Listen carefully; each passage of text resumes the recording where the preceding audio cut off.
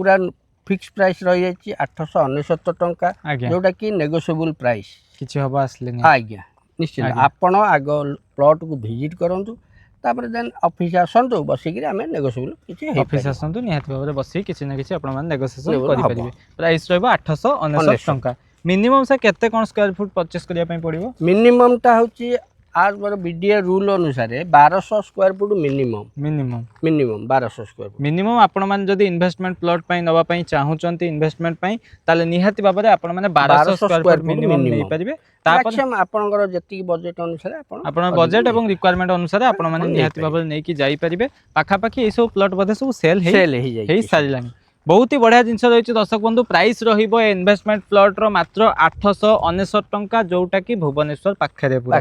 आ ए भलिया price रे आपण माने कोठी भी प्लॉट पाइबे नाही बहुत बढ़िया जिनस रही तो प्लॉट तो ऑलरेडी बहुत सारा सोल्ड आउट हे